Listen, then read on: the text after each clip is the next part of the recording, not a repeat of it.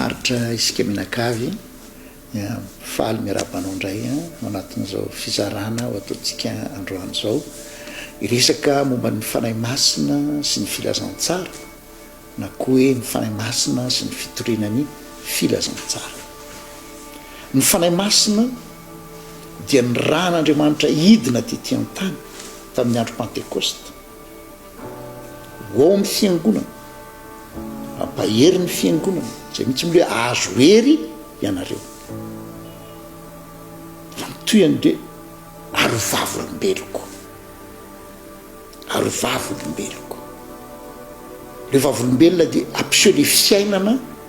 nomeny Jesosy Kristy tompo. Isika nefa nahita tamin'le loha hevitra teo aloha hoe ny fanahy masina mahatanteraka n'le hoe tsy zatsy ny velona fa Kristy no velona ato anatiko. Mampiseho zany hoe zao no fiainana avy amin'izany hoe Kristy ny velona ato anatiko.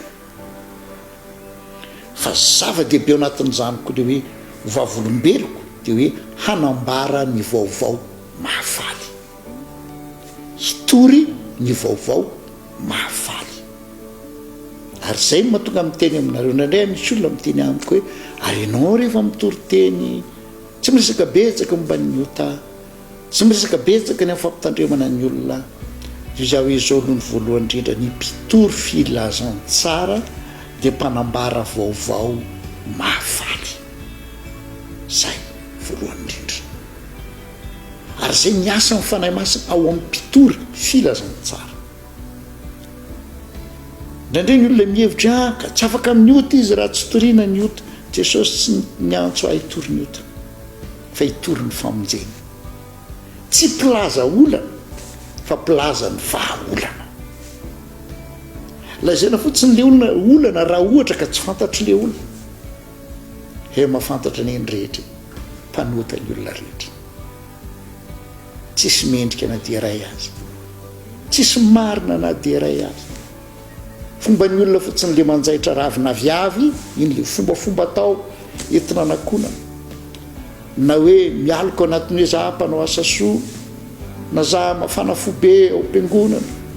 na za efa zao mitoerina misy ahy zao mitoerina misy ahy, endrika ravina viavy taka ny nataony Adamasieva ihany reo. Ka tsy dia iresaka mba ny ravina viavy be dia be zatra azo ambara amin'izany fa tsy mampandroso. Zavatra rehetra azoko atao fa tsy ny zavatra rehetra amin'ny maso, tsy ny zavatra rehetra mampandroso. Zay mampandroso ihany, zay mitondra famonjena ihany, indro ny zanak'olon'Andriamanitra. Zay milaza ny vahaolana, zay ny mpitory ny filazantsara. Ary zay ny asa ny fanahy masina. Ny asa ny fanahy masina dia zao minoany Jesosy tompo dia hovonjeny ianao. Ary na Jesosy Kristy aza vao nanomboka namaky soratra masina ampahy be maso amin'izay izy tao amin'ny sinagogy hitantsika zany amin'ny Luka 4:4. Inona ny vakiny voalohany tao? Ny fanahany Jehovah natao amiko io, satria Jehovah nanositra ahy hitory teny soa mahafaly. Anisan'ny olana tamiko tany aloha tany tamin'izany mbola tsy nandray ny famonjena ty zao. Rehefa mahita olona manokatra baiboly dia tonga dia zao ny atsaika anamelokandra izao io, ilaza zatra mampatahotra andra izao io, hanondro andray zao ny ratsan-tanana izy io, ilaza hoe ianao tsy mendry, ianao mpanota, ianao zao efa fatotra an'izany. Inona ny vahaolana? Isaoran'Andriamanitra maniraka ny fanahy masina. Fa ny fanahy masina dia ny rana amin'ny mafana ny fahasoavana azy, ahafahan'ny olona anankiray ran'Andriamanitra hitory teny soa mahafaly. Indraindray tsika rehefa maheno olona anankiray miresaka zavatra mampatahotra na mpifaraontsa na mampanahy tahaka an'ireny kotrobaratra ireny, dia tsika tena tenin'Andriamanitra mihitsy mifaraontsana mihitsy ana ianao an'ilay teny. Za milaza aminao ny asan'ny fanahy masina voalohany indrindra vao tonga tetỳ ambonin'ny tany Jesosy Kristy ka nandray an'ilay ministeran'izy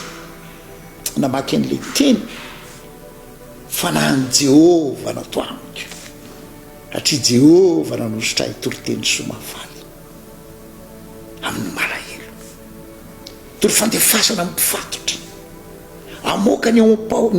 ny ampahoriana amoaka avy eo ny avao amin'ny tranomaizina ho amin'ny mazava hitory ny tao anakasitrahana ho an'ny Jehova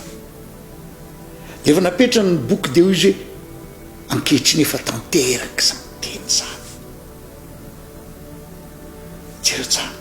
Jesosy Kristy tompo nanambary izy eo ny fanahiny Jehova natao Paoly apôstôly hitantsika amin'ny Korintianina fahaenina dia milaza koa izy tahaka ny Jesosy tompony teny ankehitriny efa tanteraka izany dia zao no nambariny indro ankehitriny ny andro fankasitrahana indro ankehitriny ny andro famonjena vaovao mafaly ry olona zay ny anentana ny fanahy masina ny tena mpitory ny filazantsara vaovao mafaly misy satra mampataotra be diabe to amin'izao tontolo izao ary mampanahy mihitsy zao fiainana izao na dia ny teniny zareo siantifika fotsiny ary hoe efa tapitra ny tahiry ivelomany olona raha zoina ny toe-javatra misy amin'izao fotoana izao na resaka ara-tsakafo ny resaka rano anomboka olana fa za milaza vaovao mafaly aminao tenin'Andriamanitra nitoriko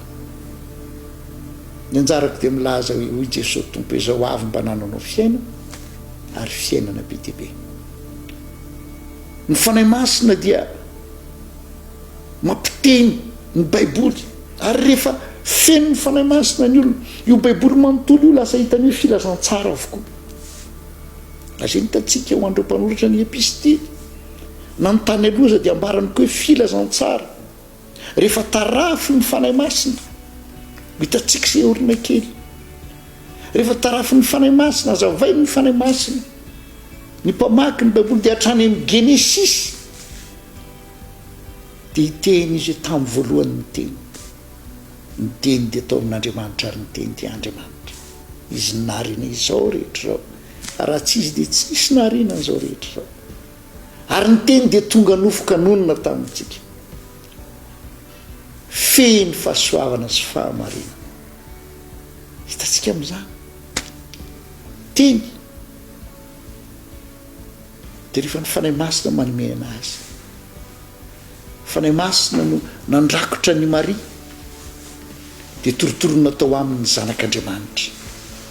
dia hoana no nambarany anjely indro vaovao mahafaly no alazaiko aminareo zy mantsy mimpiandro indry fa mpamonjy niteraka ho antsika ao an-tanàna ny Davida tanao amin'izany vaovao mahafaly za dia manambara aminao tsy hanome fampanantenana pokaty anao akory ka hiteny aza matahotra ry olona fa milaminy zao tsy laminy zao fa manatona an Jesosy Kristy ao aminy misy fiadanana ao aminy misy fitsahana ao aminy misy fiainana be dia be ny fanahy masina no mahatonga an'io tenin'Andriamanitra io mamoaka vaovao mahafaly amihoatra anankiray ianao aho rehefa nisy boky nentina teo anatreny Ezekely ampaminany lazatra be diabe mampatahotra mampanahy dia Andriamanitra niteny taminy hoe io asesehony vavanao io boky io dia tamin'izany ninana azy izy mangidina izy fa avy eo nefa dia tonga mamy tao ambavako zay ilay filazantsara zay zao tontolo zao misy korontana efa voafetra tsy hoe ela dia ho avy ny mirao ny lanitra ny tompo tsy fampiroronanao no ataoko fa ilaza aminao kosa ny vahaolana dia ny filazantsara ny vaovao mahafaly tsy midika akory zany hoe rehefa ambara aminao ny vaovao mahafaly dia mbola tsaroana foana le hiran'le Pierre nous irons tous au paradis tsy marina zany tompoko zay mino ny zanaka ny manana fiaina zay tsy mino ny zanaka dia tsy manana fiaina io ry havana tsisy anelanyelany zany fotoana ny fanapahan-kevitra zao ary mino fa ny fanahy masina koa hanampy ianao handray ny filazantsara lay vaovao mahafaly tia anao Jesosy Kristy tompo ary zany ny antony andrenesanao zao afatra zao ho tahinany ianao ka andray ny famonjena tandrify anao amen.